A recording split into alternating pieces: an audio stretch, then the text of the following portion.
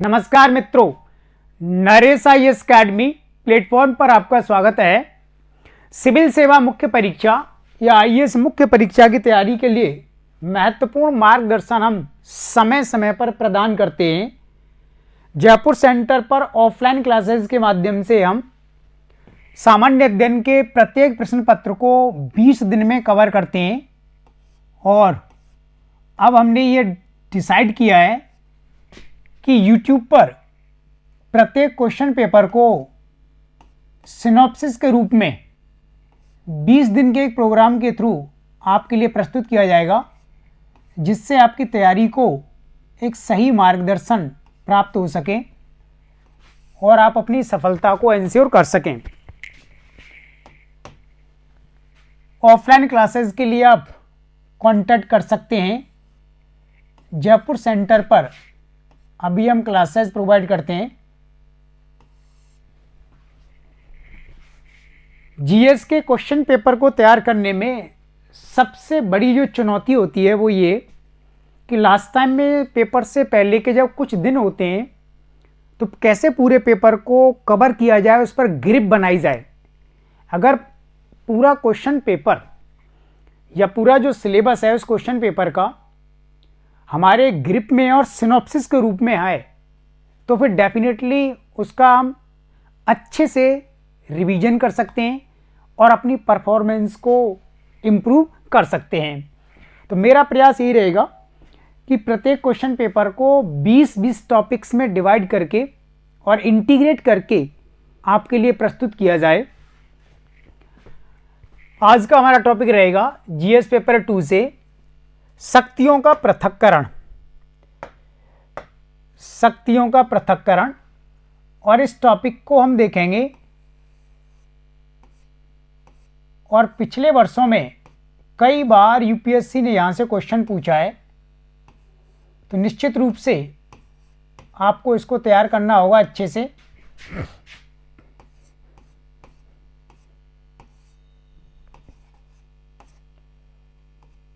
इस एग्जाम की तैयारी के लिए लगातार आपको अपने आप को अपडेट करना होगा और ये कार्य तभी हो सकता है जब आप पिछले वर्षों के क्वेश्चन पेपर का लगातार अध्ययन करते हैं। तो उसके माध्यम से आपको ये पता रहता है कि किस प्रकार का ट्रेंड अभी यूपीएससी में चल रहा है।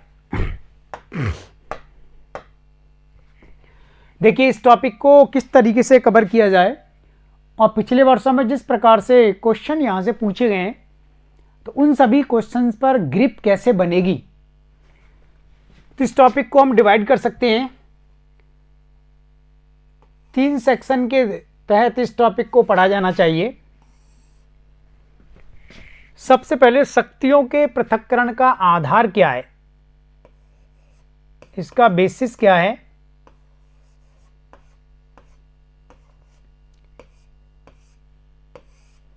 इसके बाद इसका स्वरूप, नेचर,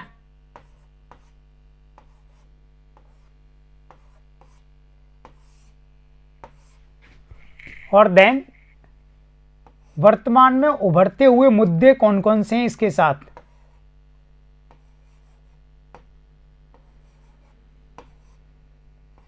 तीन डायमेंशंस के थ्रू अगर आप इस टॉपिक को कवर करते हैं तो पूरा आप अच्छे से इसको तैयार करेंगे। देखिए, शक्तियों के पृथक्करण सिद्धांत के 2 प्रमुख आधार हैं जो आपको पढ़ने।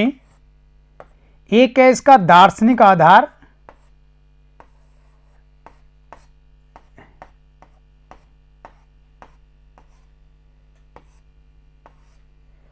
और दूसरा है इसका संवैधानिक आधार।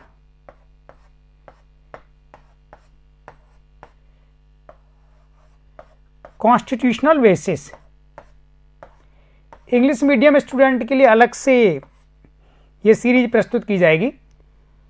इसके रिगार्डिंग काफ़ी वैल्यूएबल इंफॉर्मेशन वेबसाइट पर है, तो देना आप उसके लिए कांटेक्ट कर सकते हैं। स्वरूप में हम डिस्कस कर सकते हैं।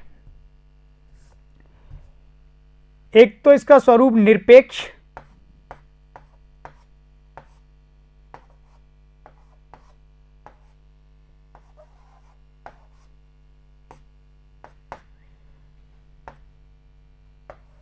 और दूसरा नियंत्रण एवं संतुलन।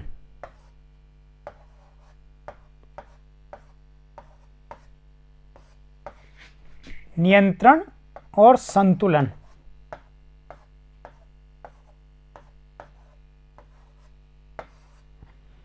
इसके बाद फिर हम अराइजिंग इश्यूज पर डिस्कस करेंगे कि कौन कौन से मुद्दे इसको लेकर के वर्तमान में उभर रहे हैं और किस प्रकार की समस्याएं भारत के राजनीतिक परिदृश्य में इसके द्वारा उत्पन्न हो रही हैं।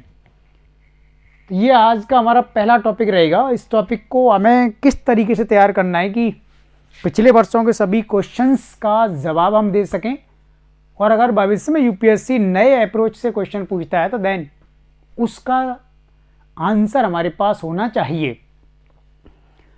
शक्तियों के पृथक्करण सिद्धांत के दो आधार हैं, एक है दार्शनिक आधार और एक है संवैधानिक आधार। दार्शनिक आधार में आपको ये पढ़ना है कि फ्रांस के दार्शनिक मॉन्टेस्क्यू ने यह सिद्धांत मुख्यतः 18वीं शताब्दी में दिया, और इस सिद्धांत के बाद ही फ्रांस की क्रांति हुई 1789 में, 1789 में। तो मॉन्टेस्क्यू का ये जो सिद्धांत था कि शासन के जो अंग होते हैं, कार्यपालिका, विधायिका, न्यायपालिका, इनमें शक्तियों का पृथक्करण होना चाहिए, विभाजन होना चाहिए, जिससे कोई एक अंग इतना ज़्यादा शक्तिशाली ना हो जाए कि बाकी दो अंगों की जो कार्य प्रणाली है, उनकी जो प्रभावशीलता है वो कमज़ोर हो जाए।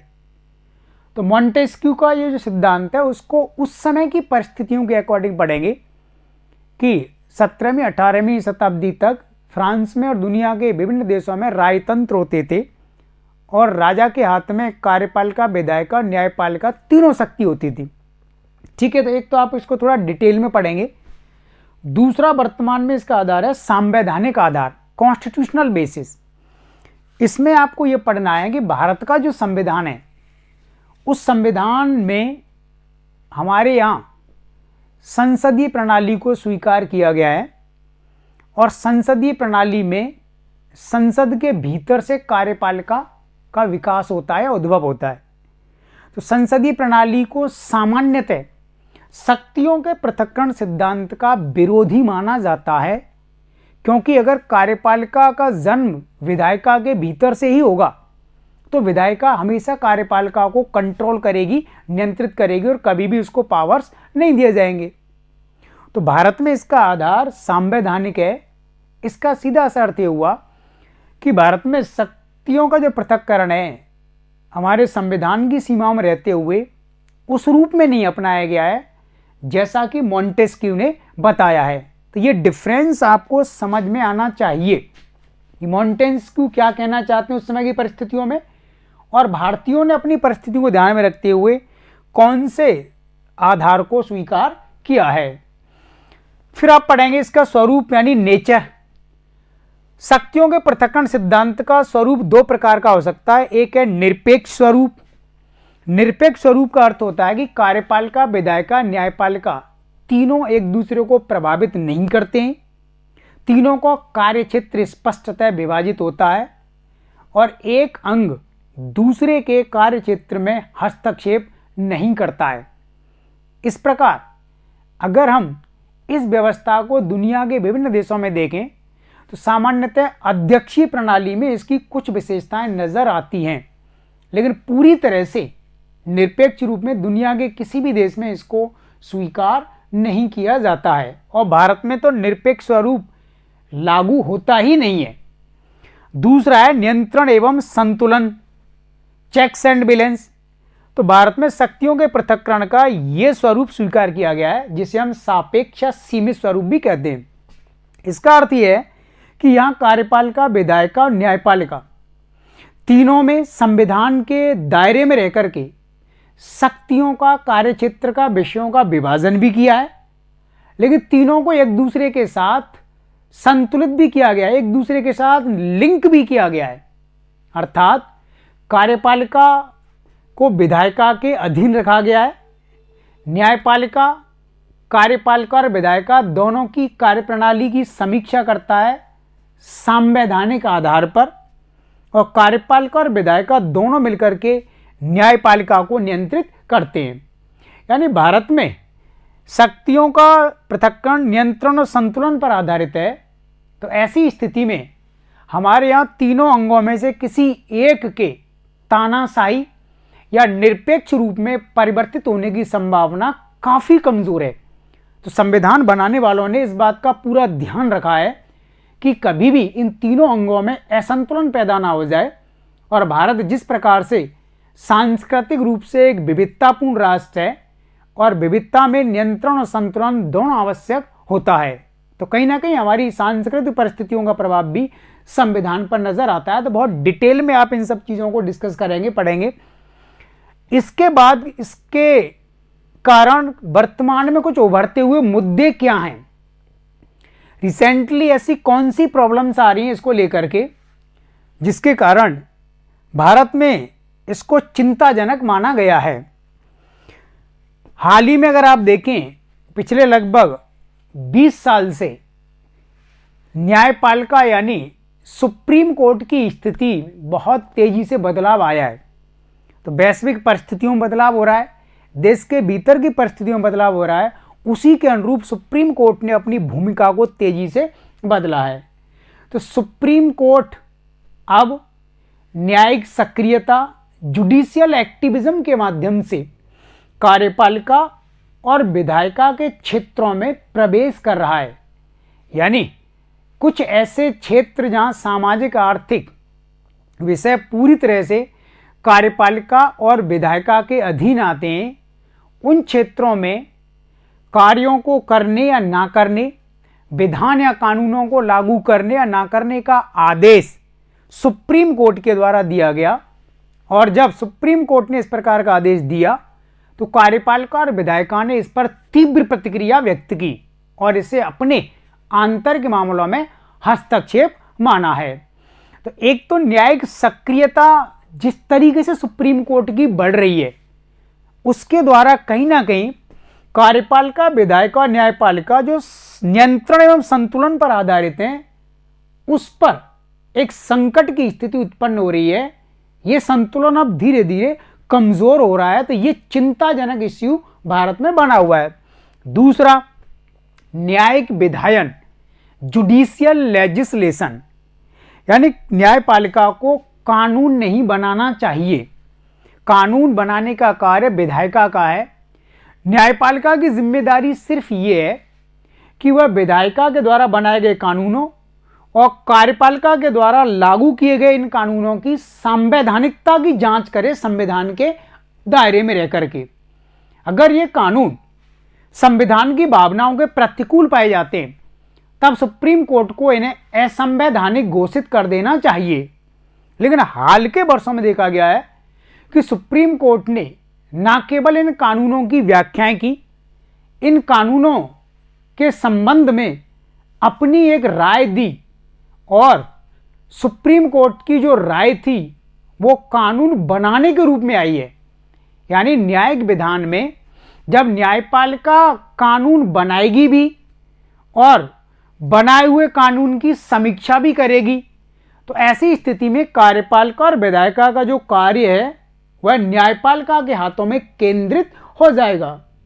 तो ऐसे बहुत सारे उदाहरण आप पिछले वर्षों में देख सकते हैं कि जहां सुप्रीम कोर्ट ने न्यायिक विधायन का प्रयोग करते हुए कानूनों में दखल दिया, कानूनों की व्याख्या इस प्रकार से की कि इस कानून में इस प्रकार की भाषा, इस प्रकार की शब्दावली होनी चाहिए। तो कानून बनाने का कार्य निरपेक्ष रूप से विधायिका यानी संसद का है, उसमें न्यायपालिका को दखल नहीं देना चाहिए।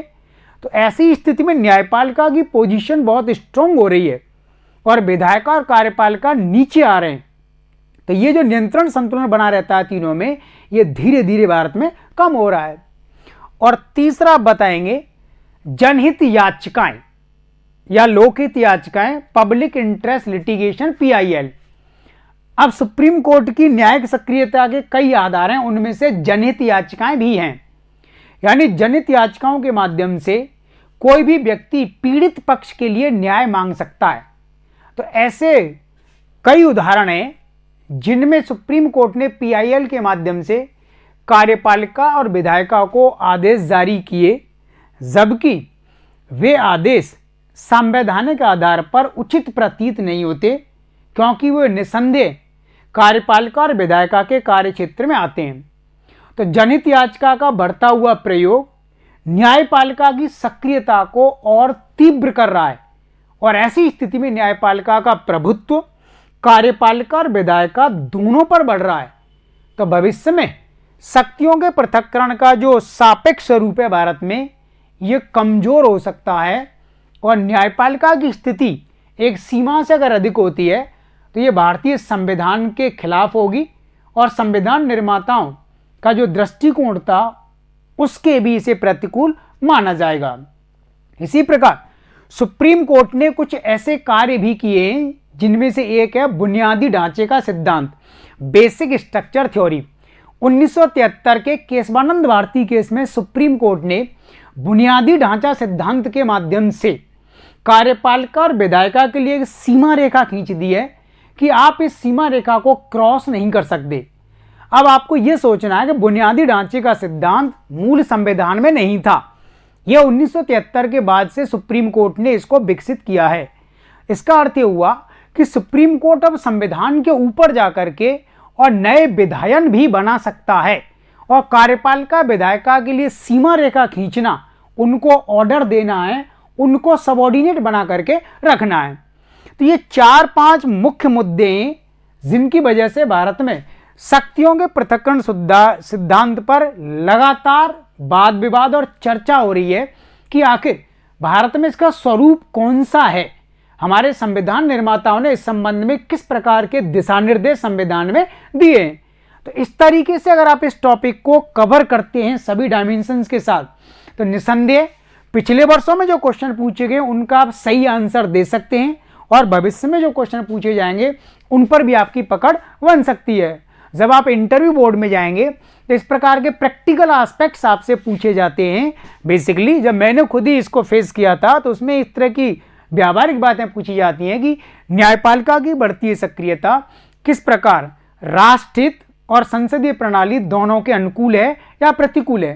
तो ऐसी स्थिति में आपको अपना एक माइंडसेट इसमें प्रिपेयर करना है, और हमें संविधान की बाउंड्री में रहकर के इसका जवाब देना है।